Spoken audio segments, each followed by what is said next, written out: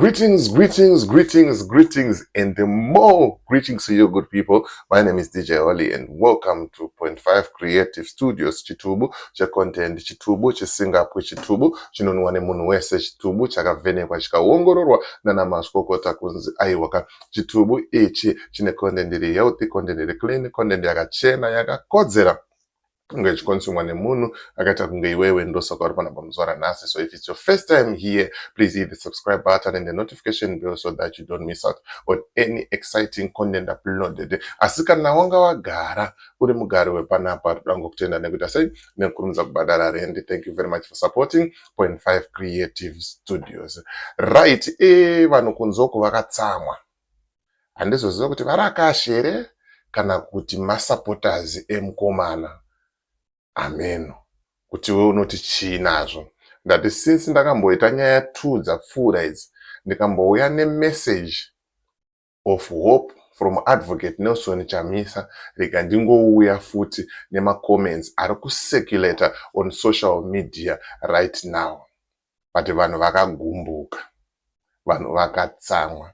Mushure mekunge Advocate Nelson Chamisa vabuditsa video vachitaura kuti musalose hope, zvinhu zvaakushanduka very soon, ndinokudai semadiro amunondiita.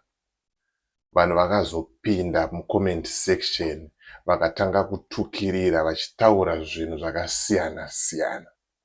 Inangu handizozivewo, maonero akasiyana, mafungiro akasiyana. Saka ndoda kuti ndikuratidze some of the comments aiswa pa one page. Vakatanga kuita sei? Kutenderera. Nyaya iyi iri kupisa zvamanje manje pa social media. Nditika pa Facebook it's also trending and pa X is also trending. One zvekutoita sei? Zvekutodaro handitika. But before I get into that story, zviri kunzi naOwen panapa company registration in South Africa zvanyore nekuvhura FNB bank account. Chinongodiwa chete, all you need is your passport. So grab your passport, call the number on the screen and tell Owen that you want to open an FNB bank account. Anomba akusota ipapo pasina chi, pasina kana kudelaya nditika. Right, post rikutenderera ndeiro. There are a lot of comments aripo ipapapa.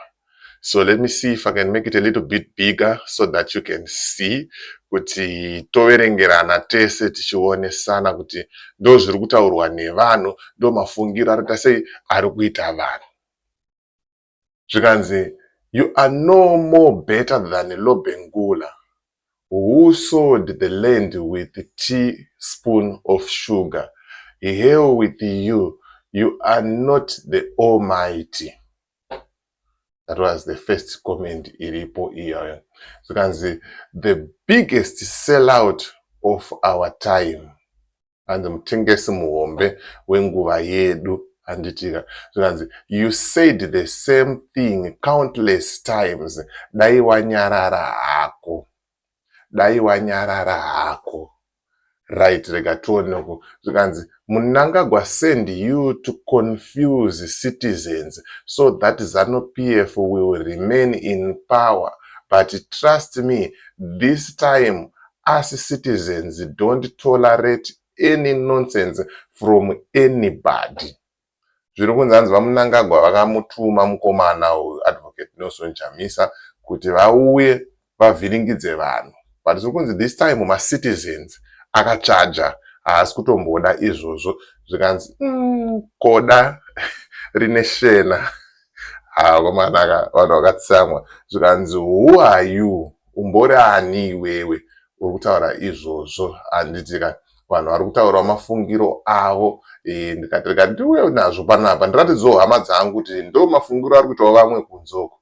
Imimi munozvionawo sei kuti mushure mevidhio ranga rataurwa naAdvocate Nelson Chamisa munoti chinazvo izvo? Handitika. Zvikanzi, we don't love you anymore. Zvikanzi, you have disappointed everyone already, man. Please leave us alone. Hanzi wakati disappointa kudhara, tisiye takadaro. Iyo ameno zviri kutaura, but I can't read Ndebele up.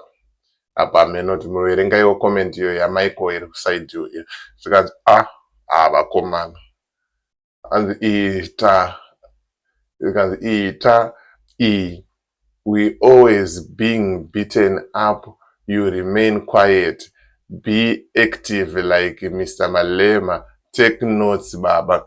Yeah, anzi patinorohwa unoramba wakanyarara, patinoitwa sei zvinoramba wakanyarara, but be active like Mr. Malema. I'm not trying to defend that forget no Chamisa there, but munozivawo nyika yedu boys, munozivawo nyika yedu kuti the moment yaunongotaura anything vatokutsvagira mhosva, vatokubatira ipapo ende vanoswera vakuvharira, havamire vanosiya mbavha yakaita sechivhayo ichitenderera, but iwe ukangotaura anything chete one. So I think and I believe kuti that's why sometimes mukomana achiti sei achinyarara. Mafungiro angu inini handisi kuti ndiri kudaro, musazondituka ndikuziva vanhu vangu hamudi kuti nditaure izvozvo, musazondituka, mafungiro angu inini handitya. Zvikanzi just eat the money and keep quiet, we know the mind of politician. Hanzi chingodya zvako mari wonyarara, tinoziva pfungwa dzemapoliticians, tinoziva pfungwa dzemapoliticians. Zvikanzi it's time to stop winning the electorate through the church. Mr. God is in it. The church has destroyed hopes of many people. The belief system is rotten to the core. The church is full of thieves, thuggery, and corrupt individuals who are controlling the masses.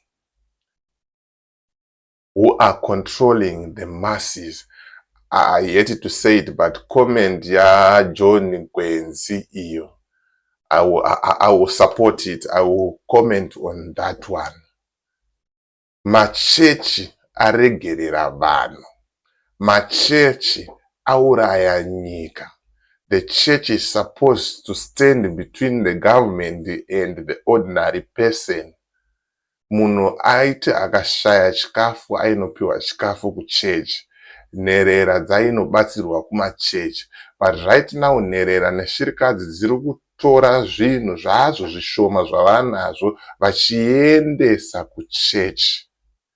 The church is brainwashing people, giving people false hope vachinyeperwa.